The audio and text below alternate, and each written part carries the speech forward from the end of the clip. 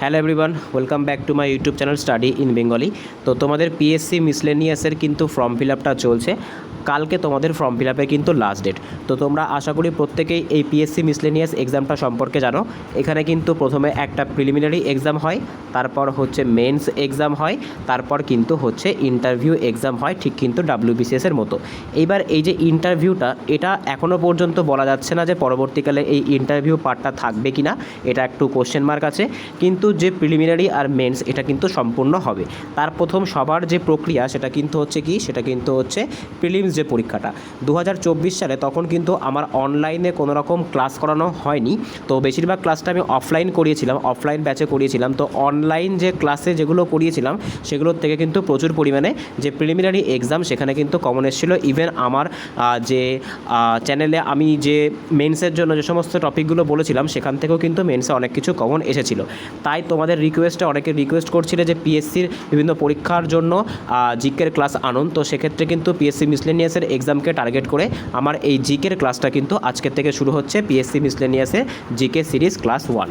তাহলে চলো শুরু করি। আজকের প্রথম প্রশ্ন দেখো কি বলছে, সংবিধানের কত নম্বর অনুচ্ছেদ অনুযায়ী ভারতের রাষ্ট্রপতি আর্থিক জরুরি অবস্থা বা ফিনান্সিয়াল ইমার্জেন্সি জারি করতে পারেন? তো সঠিক অ্যান্সার কী হবে? সঠিক অ্যান্সার কিন্তু হচ্ছে 360 নম্বর যে ধারা আছে, এই ধারা অনুযায়ী কিন্তু যে ফিনান্সিয়াল এমার্জেন্সি এটা কিন্তু জারি করা যেতে পারে। ঠিক আছে, এখনও পর্যন্ত কিন্তু ভারতে কখনোই এই ফিনান্সিয়াল এমার্জেন্সিটা জারি করা হয়নি। 352 নম্বরে কি আছে? 352 নম্বরে কিন্তু যে ন্যাশনাল এমার্জেন্সি, সে ন্যাশনাল এমার্জেন্সির কথা উল্লেখিত আছে। 356 নম্বর ধারাতে কিন্তু যে স্টেট এমার্জেন্সি, যেটাকে আমরা রাষ্ট্রপতি শাসন বলে থাকি, সেটা কিন্তু জারি আছে। আর 368 নম্বর ধারাতে কি আছে? এখানে কিন্তু যে সংবিধান সংশোধন, সেই সংবিধান সংশোধনের কথা কিন্তু বলা হয়েছে।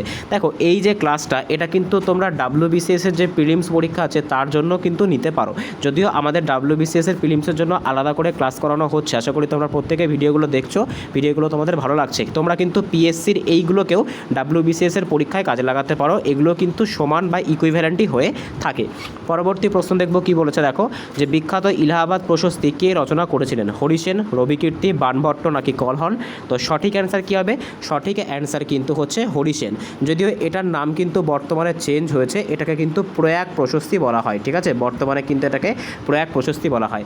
আচ্ছা, হরিসেন কার সভাকবি ছিলেন? তো মনে রাখতে হবে তিনি কিন্তু যে গুপ্ত সম্রাট সমুদ্রগুপ্ত তার সভাকবি ছিলেন, আর তিনিই কিন্তু লিখেছিলেন এই প্রয়াগ প্রশস্তি বা এলাহাবাদ প্রশস্তি। আচ্ছা, রবিকীর্তির নামটা দেখো এখানে এসেছে। রবিকীর্তি কিন্তু দ্বিতীয় যে পুলকেশী তার সভাকবি ছিলেন। তিনি কিন্তু যে আইহোল প্রশস্তি, খুবই গুরুত্বপূর্ণ, তিনি কিন্তু এই প্রশস্তিটা লিখেছিলেন। ঠিক আছে। আচ্ছা, বাণভট্ট কী লিখেছিলেন সেটা কিন্তু তোমরা আমাকে কমেন্টে জানাবে। পরবর্তী প্রশ্ন দেখব কি বলেছে। দেখো, যে জীববিদ্যার কোন শাখায় ছত্রাক সংক্রান্ত আলোচনা করা হয়ে থাকে? ঠিক আছে, ছত্রাক। ঠিক আছে, এটাকে আমরা ফাঙ্গাস বলি। ফাইরোলজি, মাইক্রোলজি, ফাইকোলজি এবং ইকোলজি। তো সঠিক অ্যান্সার কী হবে? সঠিক অ্যান্সার কিন্তু হচ্ছে যে ছত্রাক বা ফাঙ্গাস সংক্রান্ত যে বিদ্যা সেটাকে কি বলা হয়? সেটাকে কিন্তু বলা হয়ে থাকে মাইকোলজি। এই সংক্রান্ত যে পড়াশুনো সেটাকে কি বলা হয়? সেটাকে কিন্তু বলা হয়ে থাকে মাইক্রোলজি। ঠিক আছে, বা মাইকোলজি। আচ্ছা, ফাইকোলজি কোনটাকে বলে? এটা কিন্তু যে অ্যালগি থাকে বা যেটাকে আমরা শৈবাল বলি, সেই সংক্রান্ত যে অধ্যয়ন সেটাকে কি বলা হয়? সেটাকে কিন্তু বলা হয়ে থাকে ফাইকোলজি। পরবর্তী প্রশ্ন দেখব। পরবর্তী প্রশ্ন কি বলেছে, সম্প্রতি খবরে থাকা সিল্কিয়ারা টানেল ভারতের কোন রাজ্যে অবস্থিত? হিমাচল প্রদেশ, তারপর বলেছে জম্মু এবং কাশ্মীর, উত্তরাখণ্ড নাকি অরুণাচল প্রদেশ? তো সঠিক অ্যান্সার কী হবে? সঠিক অ্যান্সার কিন্তু হচ্ছে উত্তরাখণ্ড। ঠিক আছে, এটা কিন্তু কারেন্ট অ্যাফেয়ার্স সংক্রান্ত একটা কোশ্চেন তোমরা বলতে পারো। ঠিক আছে, পিএসসির মিসলেনিয়াসের এক্সামে কিন্তু তোমরা এই কারেন্ট অ্যাফেয়ার্সও পাবে। ইভেন কম্পিউটার প্লাস কোটেশন থেকেও কিন্তু প্রচুর উক্তি আসে, মানে প্রচুর কিন্তু কোশ্চেন আসে। উক্তি বা কোটেশন থেকেও কিন্তু প্রচুর তোমার হচ্ছে কোশ্চেন আসে। পরবর্তী প্রশ্ন দেখব কি বলেছে। দেখো, গ্লোবাল ইকোনমিক প্রসপেক্টস রিপোর্টটি প্রতি বছর কোন সংস্থা প্রচার করে? আন্তর্জাতিক মুদ্রা তহবিল, বিশ্ব ব্যাংক, বিশ্ব বাণিজ্য সংস্থা নাকি হচ্ছে ওয়ার্ল্ড ইকোনমিক ফোরাম? তো সঠিক অ্যান্সার কী হবে? সঠিক অ্যান্সার কিন্তু হচ্ছে ওয়ার্ল্ড ব্যাংক। ঠিক আছে, ওয়ার্ল্ড ব্যাংক। আচ্ছা, এটা কিন্তু আরেকটা নাম আছে, সেটা কিন্তু হচ্ছে আইবিআরডি। ঠিক আছে, IBRD, international bank for reconstruction and development. আচ্ছা, এটা কত সালে গঠিত হয়েছিল? মনে রাখতে হবে 1944 সালে কিন্তু যে ব্রেটেন উডস সম্মেলন হয়েছিল সেখান থেকে কিন্তু ওয়ার্ল্ড ব্যাংক আর IMF এই দুটো একসাথে গঠন করা হয়েছিল। এগুলোকে কিন্তু টুইনস বলা হয়ে থাকে, ঠিক আছে। ওয়ার্ল্ড ব্যাংক এবং IMFকে কিন্তু টুইনস বলা হয়ে থাকে। ঠিক সেরকমভাবে গ্লোবাল ইকোনমিক প্রসপেক্ট এই যে রিপোর্টটা সেটা কিন্তু ওয়ার্ল্ড ব্যাংক পাবলিশ করে থাকে, ঠিক আছে। এর পরবর্তী দেখো কী আছে, বিশ্ব বাণিজ্য সংস্থা। তো এই সম্পর্কে আমরা একটুখানি জেনে নিই। দেখো বিশ্ব বাণিজ্য যে সংস্থা ছিল এটার আগের নাম কিন্তু গ্যাট ছিল। পরবর্তীকালে কি করা হয়, পরবর্তীকালে কিন্তু 1995 সালে এটার নাম গ্যাট থেকে পরিবর্তন করে WTO রাখা হয়, ঠিক আছে। যার সদর দপ্তর কোথায় অবস্থিত, যার সদর দপ্তর কিন্তু জেনিভাতে অবস্থিত। পরবর্তী প্রশ্ন দেখব কি বলেছে, নিম্নলিখিত কোন নদীটি অরুণ নদী নামে তিব্বতে পরিচিত? কোশি, তিস্তা, তারপরে হচ্ছে গণ্ডক নাকি হচ্ছে মহানন্দা? তো সঠিক অ্যান্সার কী হবে, সঠিক অ্যান্সার কিন্তু হচ্ছে কোশি, ঠিক আছে। এটাকে কি বলা হয়, এটাকে কিন্তু বলা হয়ে থাকে অরুণ নদী।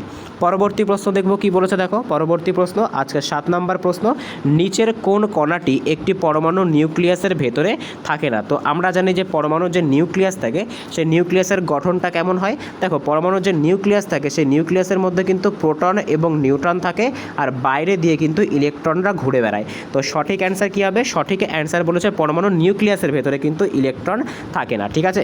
পরবর্তী প্রশ্ন দেখব কি বলেছে, দেখো আজকে 6তম প্রশ্ন, যে বিখ্যাত উপন্যাস অরণ্যের অধিকার এর রচয়িতাকে? তো books and author, West Bengal related বা বাঙালি লেখকদের বুকস অ্যান্ড অথর থেকে কিন্তু প্রচুর পরিমাণে কোশ্চেন 2024 সালের PSC মিসলেনিয়াসে কিন্তু এসেছিল। তোমরা যারা যারা পরীক্ষা দিয়েছিলে তারা কিন্তু অবশ্যই কমেন্ট করে জানাবে, ঠিক আছে।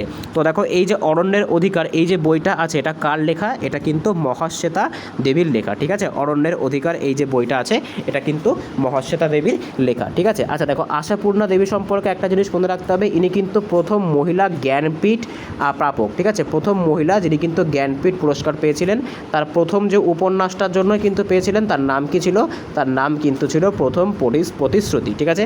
পরবর্তী প্রশ্ন দেখব কি বলেছে, আজকের 9 নম্বর প্রশ্ন, যে ভারতের সংবিধানের কোন অংশে নির্দেশমূলক নীতি বা directive principle of state policy বর্ণিত আছে? তো সঠিক অ্যান্সার কী হবে, সঠিক অ্যান্সার কিন্তু হচ্ছে পার্ট 4-এ, ঠিক আছে। পার্ট 4-এ কিন্তু 36 থেকে 51 নম্বর যে ধারা আছে এখানে কিন্তু কি আছে, এখানে কিন্তু DPSP, ঠিক আছে। এটাকে কিন্তু শর্টকাটে DPSP বলে, এটার কথা বর্ণিত আছে, ঠিক আছে। পরবর্তী প্রশ্ন দেখব। আচ্ছা পরবর্তী প্রশ্ন যার আগে আমরা বাদবাকি অপশানগুলো একটু দেখে নিই। দেখো পার্ট 4 তো আমাদের অ্যান্সার হয়ে গেল। পার্ট 4A-তে কী আছে, এখানে কিন্তু যে ফান্ডামেন্টাল রাইটস, ঠিক আছে, সরি যে ফান্ডামেন্টাল ডিউটিস অর্থাৎ যে মৌলিক কর্তব্য সেই মৌলিক কর্তব্যের কথা কিন্তু উল্লেখিত আছে। আচ্ছা পার্ট 3-এ কী আছে, পার্ট 3-এ কিন্তু যে ফান্ডামেন্টাল রাইটস সেই ফান্ডামেন্টাল রাইটস বা মৌলিক অধিকার আছে। পরবর্তী প্রশ্ন দেখব কি বলেছে, দেখো কত সালে reserve bank of India nationalised হয়েছিল?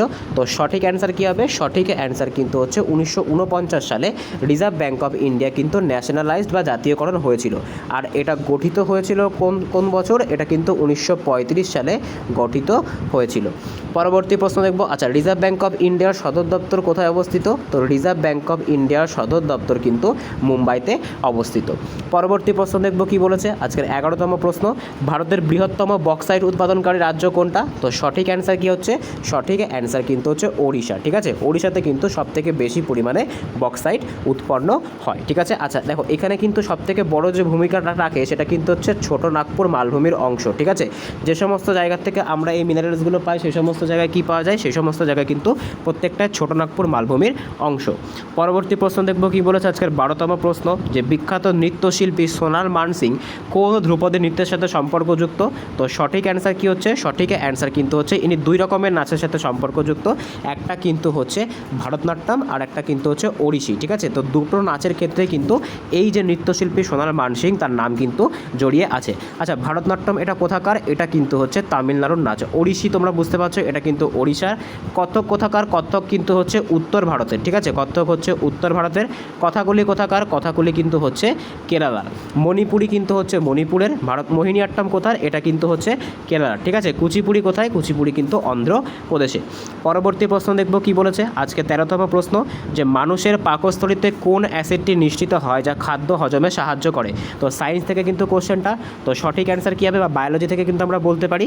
তো সঠিক অ্যান্সার কিন্তু হচ্ছে হাইড্রোক্লোরিক অ্যাসিড বা লঘু HCl কিন্তু মানুষের যে পাকস্থলী সেখানে কিন্তু থাকে, যা কিন্তু খাদ্য হজম করতে এবং পেটের ভেতরে যাওয়া ব্যাকটেরিয়াগুলোকে ধ্বংস করতে সাহায্য করে। পরবর্তী প্রশ্ন দেখব আজকে 14তম প্রশ্ন কি বলেছে, প্রথম এশিয়ান গেমস কত সালে এবং কোথায় অনুষ্ঠিত হয়েছিল? তো সঠিক অ্যান্সার কী হবে, সঠিক অ্যান্সার অ্যান্সার কিন্তু হচ্ছে প্রথম এশিয়ান গেমস হয়েছিল 1951 সালে। আর কোথায় হয়েছিল? এটা কিন্তু নিউ দিল্লিতে সংগঠিত হয়েছিল, ঠিক আছে, নিউ দিল্লিতে কিন্তু এটা হয়েছিল। পরবর্তী প্রশ্ন দেখব কি বলেছে। পরবর্তী প্রশ্ন আজকের 15তম প্রশ্ন, যে ভারতীয় স্বাধীনতা সংগ্রামের ইতিহাসে কোন ঘটনাটি ব্ল্যাক হোল ট্র্যাজেডি বা অন্ধকূপ হত্যা নামে পরিচিত এবং এটি কার সময় হয়েছিল? ঠিক আছে, মির্জাফর, সিরাজউদ্দৌলা, আলীবর্দী খান নাকি হচ্ছে সুজাউদ্দৌলা? তো সঠিক অ্যান্সার কিন্তু হয়ে যাবে সিরাজউদ্দৌলা। তো সিরাজউদ্দৌলা সম্পর্কে আমাদের কোন জিনিসটা মনে রাখতে হবে? দেখো, সিরাজউদ্দৌলার সময় কিন্তু যে পলাশির যুদ্ধ অর্থাৎ 1757 সালের যে পলাশির যুদ্ধ সেটা কিন্তু সংগঠিত হয়েছিল। আর মনে রাখতে হবে সিরাজউদ্দৌলা কিন্তু কে ছিলেন? ইনি কিন্তু ছিলেন বাংলার শেষ স্বাধীন নবাব। পরবর্তী প্রশ্ন দেখব কি বলেছে। 16তম কোশ্চেন, যে ভারী জল বা হেভি ওয়াটার যেটা আছে, ভারী জল বা যেটাকে আমরা হেভি ওয়াটার বলি, সেটা রাসায়নিকভাবে কী নামে পরিচিত? ঠিক আছে, তো সঠিক অ্যান্সার কী হবে? সঠিক অ্যান্সার কিন্তু হচ্ছে যে ডাইটেরিয়াম অক্সাইড। এটাকে কি বলা হয়? এটাকেই কিন্তু বলা হয়ে থাকে ভারী জল বা হেভি ওয়াটার। আচ্ছা, এটা কোন আইসোটোপ? এটা কিন্তু হচ্ছে হাইড্রোজেনের যে দ্বিতীয় আইসোটোপটা আছে, যেটার নাম কি? যেটার নাম কিন্তু হচ্ছে ডাইটেরিয়াম, তার কিন্তু অক্সাইড। ঠিক আছে, এটা কি হিসেবে ব্যবহার করা হয়? এটা কিন্তু পারমাণবিক চুল্লিতে যে মডারেটর থাকে সেই মডারেটর হিসেবে কিন্তু ব্যবহার করা হয়। পরবর্তী প্রশ্ন দেখব। পরবর্তী প্রশ্ন কি বলেছে আজকের 17তম প্রশ্ন, যে জাতীয় কংগ্রেসের কোন অধিবেশনে প্রথমবার বন্দে মাতরম গানটি গাওয়া হয়েছিল? তো সঠিক অ্যান্সার কী হবে এটার? সঠিক অ্যান্সার কিন্তু হচ্ছে 1896 সালের যে কলকাতা অধিবেশন, সেখানে কিন্তু এই গানটা গাওয়া হয়েছিল। দেখো, তোমাদের যে আপকামিং এক্সামগুলো আছে সেই আপকামিং এক্সামে কিন্তু এই বন্দে মাতরম সংটা খুবই গুরুত্বপূর্ণ। তার কারণ কি? তার কারণ এই বন্দে মাতরম সংটাকে কিন্তু পশ্চিমবঙ্গ সরকার দ্বারা বর্তমানে প্রত্যেকটা স্কুলে, ঠিক আছে, প্রত্যেকটা স্কুলে কিন্তু গাওয়াটা একদম বাধ্যতামূলক করে দেওয়া হয়েছে, যেখানে কিন্তু এই বন্দে মাতরম থেকে প্রচুর কোশ্চেন তোমাদের আসবে। আচ্ছা, এই বন্দে মাতরম গানটা সবার প্রথম 1896 সালে কিন্তু কলকাতা অধিবেশনে গাওয়া হয়েছিল। গানটার রচয়িতা কিন্তু হচ্ছে বঙ্কিমচন্দ্র চট্টোপাধ্যায়। ঠিক আছে, বঙ্কিমচন্দ্র চ্যাটার্জি, আমি এখানে ছোট করে লিখলাম বঙ্কিমচন্দ্র চ্যাটার্জি। আচ্ছা, এই বঙ্কিমচন্দ্র চ্যাটার্জির কোন উপন্যাস থেকে এই গানটা নেওয়া হয়েছে? তো মনে রাখতে হবে তার কিন্তু যে আনন্দমঠ যে উপন্যাস, সেখান থেকে কিন্তু নেওয়া হয়েছে এই গানটি। ঠিক আছে, আচ্ছা, এই যে গানটি আছে এই গানটির কিন্তু মোট 6টা স্তবক আছে। ঠিক আছে, সেখান থেকে কিন্তু প্রথম 2টো স্তবকই গাওয়া হয়। 1896 সালে যখন এই গানটা গাওয়া হয়েছিল তখন এর সুর কে প্রদান করেছিলেন? তো কবিগুরু রবীন্দ্রনাথ ঠাকুর কিন্তু এর সুরটা প্রদান করেন। ঠিক আছে, পরবর্তী প্রশ্ন দেখব কি বলেছে আজকের 18তম প্রশ্ন, যে ওজোন স্তরের ক্ষয় পরিমাপের একক কি? তো আমরা প্রত্যেকে জানি যে ওজোন স্তরের ক্ষয়ের জন্য মূলত কোন গ্যাসটা দায়ী? সিএফসি। আচ্ছা, ওজোন স্তর কোথায় অবস্থান করে? এটা কিন্তু যে স্ট্র্যাটোস্ফিয়ার যে স্তর আছে সেই স্ট্র্যাটোস্ফিয়ার স্তরে কিন্তু অবস্থান করে ওপরের অংশে। আচ্ছা, এই যে ওজোন স্তর ক্ষয়ের যে পরিমাপ সেটা কোন এককে মাপা হয়? সেটা কিন্তু ডিবি এককে মাপা হয়, যেটাকে বলা হয় কিন্তু ডবসন একক। ডেসিবেল কিসের? ডেসিবেল কিন্তু আমরা জানি যে শব্দের তীব্রতা। পাস্কাল কিসের? পাস্কাল কিন্তু হচ্ছে চাপ। আর ওয়াট কিসের? ওয়াট কিন্তু হচ্ছে ক্ষমতার একক। পরবর্তী প্রশ্ন দেখব কি বলেছে। পরবর্তী প্রশ্ন আজকের 19তম প্রশ্ন, যে নিম্নোক্ত কোন ধারা বা অনুচ্ছেদকে ডক্টর বি.আর. আম্বেদকর সংবিধানের হৃদয় এবং আত্মা বলেছেন? তো সঠিক অ্যান্সার কী হবে? সঠিক অ্যান্সার কিন্তু হচ্ছে অপশান ডি, অর্থাৎ যে 32 নম্বর আর্টিকেল, এটাকে কিন্তু সংবিধানের হার্ট এবং সোল বলেছেন কে? Doctor B.R.. আম্বেদকর। তার কারণ কি? এখানেই কিন্তু সুপ্রিম কোর্ট কী করতে পারে? সুপ্রিম কোর্ট কিন্তু রিট জারি করতে পারে। 5 প্রকারের রিট কিন্তু জারি করা যায়। আচ্ছা, ঠিক এইরকম কিন্তু আরেকটা আর্টিকেল আছে এর ঠিক অনুরূপ, যেটা কিন্তু হাইকোর্টে পেশ করা যায়। সেখানে কিন্তু হাইকোর্টের যারা চাইলে রিট প্রকাশ করতে পারে, সেটা কিন্তু হচ্ছে 226 নম্বর ধারা। 14 নম্বর ধারাতে কি বলা হয়েছে? 14 নম্বর ধারাতে কিন্তু ইকুয়ালিটি বা সাম্যের অধিকারের কথা বলা হয়েছে। 19 নম্বর ধারাতে কিন্তু কি বলা হয়েছে? ফ্রিডম অফ স্পিচ দেওয়া হয়েছে। 21 নম্বর ধারাতে কি বলা হয়েছে? এটা কিন্তু রাইট টু প্রাইভেসি এবং হচ্ছে রাইট টু লাইভলিহুড বা জীবনের অধিকার। তার সাথে কিন্তু যে 21-এর এ নাম্বার ধারা, এখানে কিন্তু শিক্ষাকে বাধ্যতামূলক করা হয়েছে এবং শিক্ষাকে কিন্তু ফান্ডামেন্টাল রাইটসের আওতায় আনা হয়েছে। পরবর্তী প্রশ্ন দেখব আজকের 20তম প্রশ্ন, যে কাদম্বরী এই কাদম্বরী গ্রন্থের রচয়িতাকে? তো সঠিক অ্যান্সার কী হবে? সঠিক অ্যান্সার কিন্তু হচ্ছে বাণভট্ট। ঠিক আছে, বাণভট্ট কার সভাকবি ছিলেন? তো সঠিক অ্যান্সার কিন্তু হচ্ছে যে হর্ষবর্ধন। সেই হর্ষবর্ধনের সভাকবি কিন্তু ছিলেন বাণভট্ট।